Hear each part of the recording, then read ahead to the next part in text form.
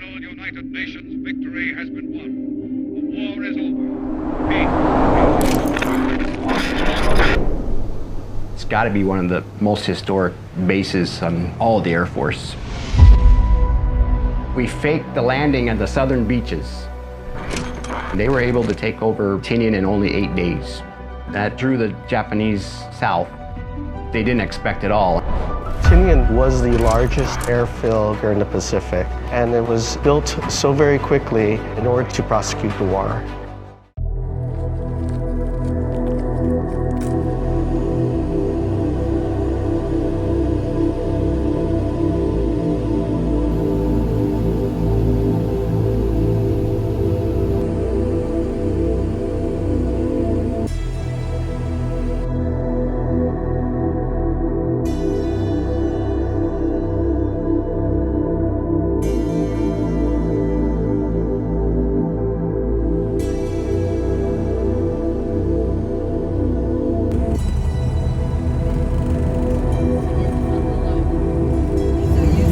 We just landed on the island of Tinian after a very short flight in this Piper. Is this a Cherokee?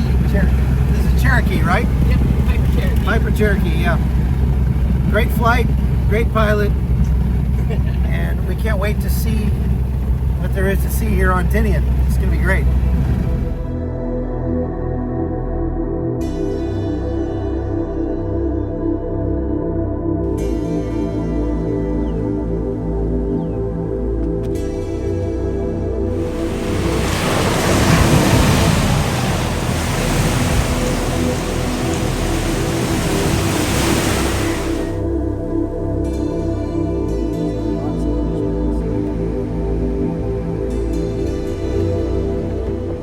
I'm from the island of Tinian. Tinian is a small island in the Pacific, north of Guam, which the bomb took off and was dropped in Hiroshima and Nagasaki. I went to school in high school in the States, and they went, "What? Where are you from?" "Oh, from the island of Tinian." And they'll say, "Where is that?" They'll go up there and point it with my tip of my pen or pencil, and then, whoa! So, a lot of Americans don't know what major role did Tinian play. I like to say very frequently, like, we're going back to the future. As part of our Agile Combat Employment, we have taken a look at all of the historic airfields within the Pacific that help to launch and execute successful campaigns. Building new is not the way to go, and it's very expensive. Repairing and rehabilitating what exists is a much better economic solution. My name is Jeffrey Meyer.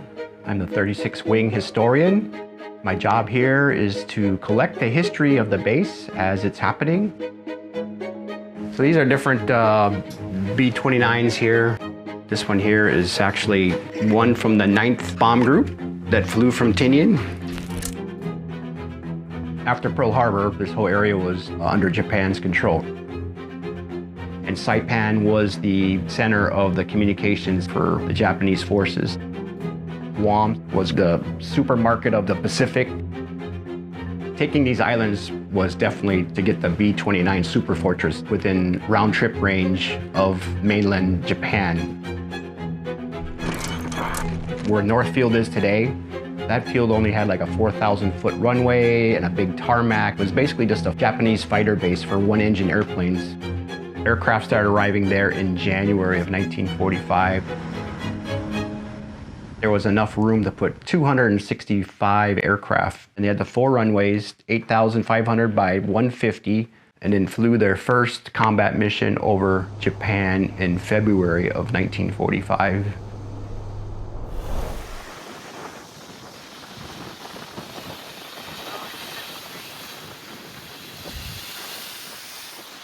There's 800 houses on this island, community, families.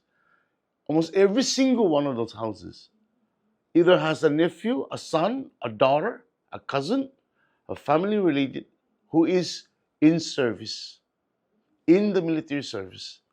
So for a small island, we're as American as can be. Where we are here is the final step of the Manhattan Project, build the atomic bombs in World War II.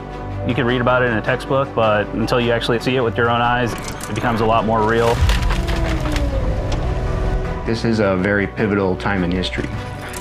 We're looking back at the past and rebuilding these old airfields to possibly be used in the future.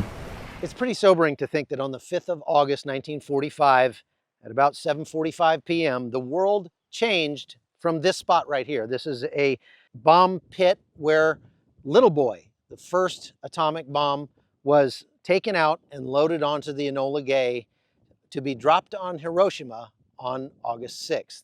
And the people of Tinian don't celebrate this, but what they do celebrate is the peace that happened as a result.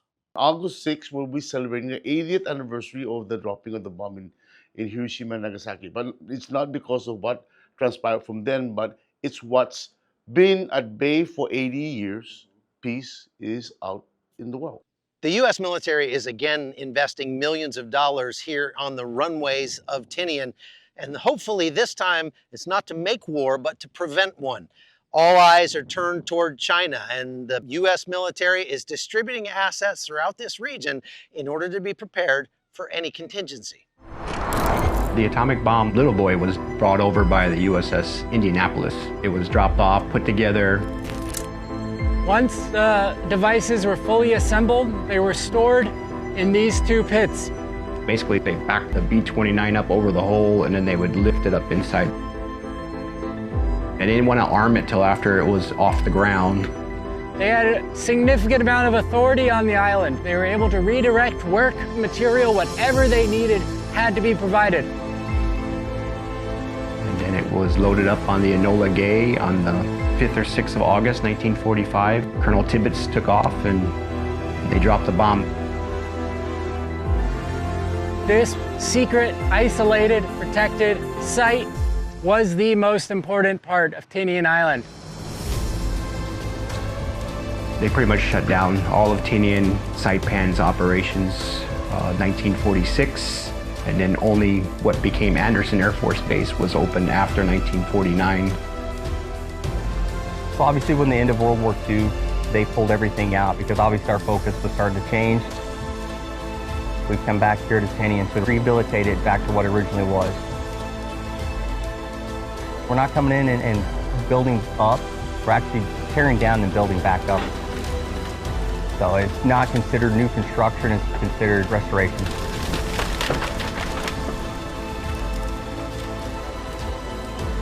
It took 100,000 CBs back in 1945 to build all 4 runways, taxiways, and the ramps. Our team is trying to uncover all 4 of those taxiways, the ramps, and the runways.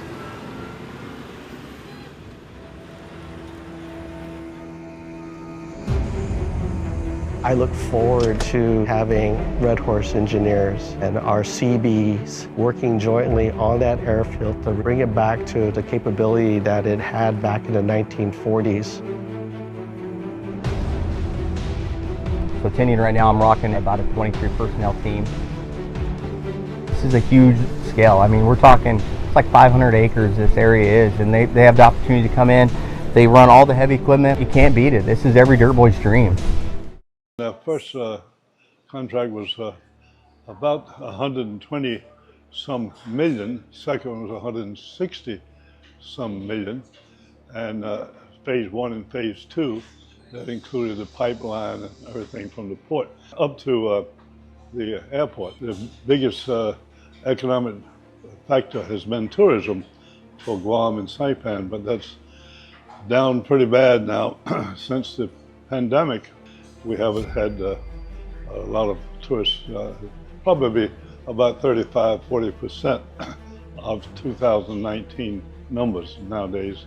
I think it's great for Tinian so far as the military expenditures are concerned, because things that's happening now, we don't see them as a short-term situation. We think it's pretty long-term. So probably looking at 10 years of economic development at a pace that Tinian's never seen before.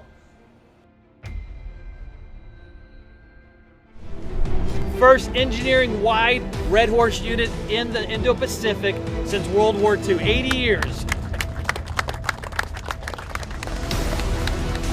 Because it's a National Historic Landmark, we work very, very closely with our partners in the Joint Region Marianas and the CNMI Historic Preservation Office.